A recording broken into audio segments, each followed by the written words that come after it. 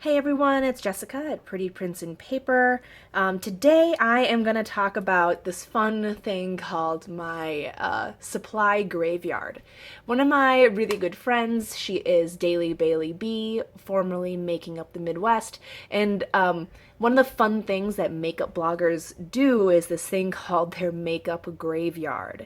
Basically, what are the supplies that they use and use up? So they call it their graveyard. So I wanted to share with you my planning and lettering graveyard.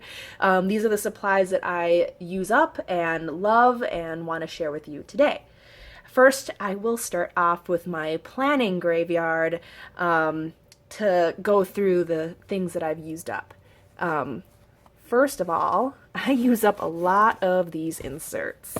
You know that I plan in a traveler's notebook. This is my Foxy notebook cover from the Foxy Fix. And so inside goes a bunch of these inserts. And since planning is kind of my lifeblood, I go through quite a few of these. So May Designs, Moleskine, and Yellow Paper House. I highly recommend the May Designs and Yellow Paper House.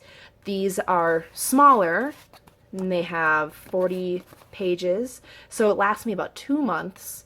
And then the May Designs are 80 pages, which may last me longer. So these are things I commonly use up.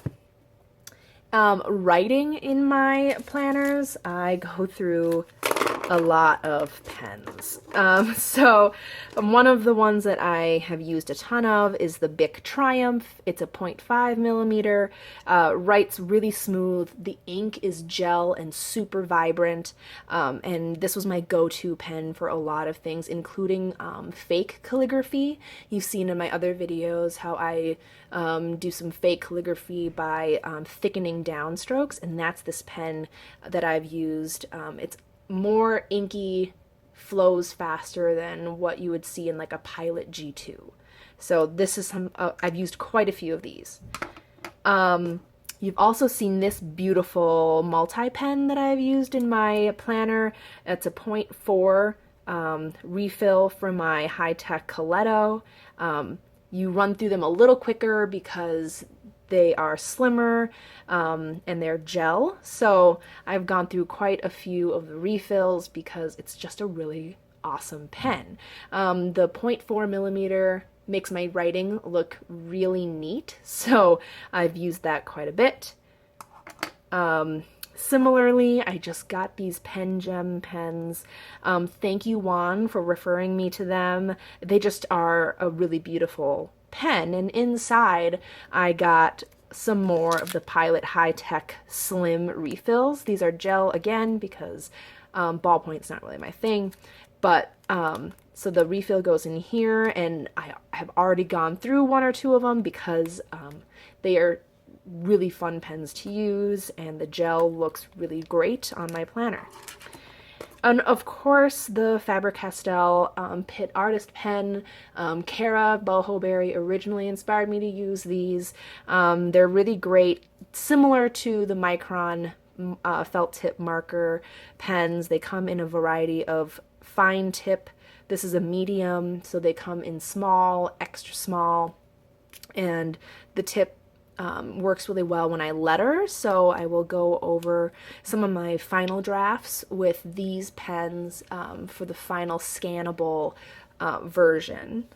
Now, I don't use a lot of washi tape, but when I do, it's this beautiful gold one, and I'm really devastated that it is almost gone. And I can't remember where I found it, bought it from. I think it was actually on Amazon, so I will put the link down below for if you are interested in adding some glitz to your planner. And my lettering graveyard. Here are a couple of the things that I use fairly frequently.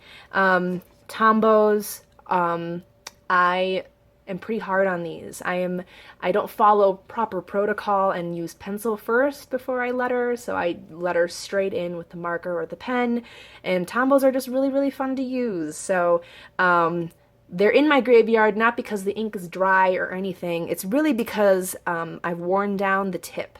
So the tip, if you use it on rough paper, so if you're lettering a lot on things like watercolor paper with these, the fibers of the paper rip at your tips. So I'm not getting the hairline on these as much anymore, so I've had to replace a couple of my Tombows. On the Tombow train is also the Fude? And this is the pen that I recommend to a lot of beginners. It is black. It is the Fude hard tip, and I use this all the time in just basic lettering. It's beautiful black, and so I've gone through a couple of these just doing my regular practice. Again, I should probably be using pencil, but I use this for drills with my brush pens and practicing letter forms. I also do some pointed pen calligraphy with the traditional nib, and I dip it in this Sumi ink. This is some of the first ink that I got as a Christmas present, and I've already used up almost all of this just writing and doing drills.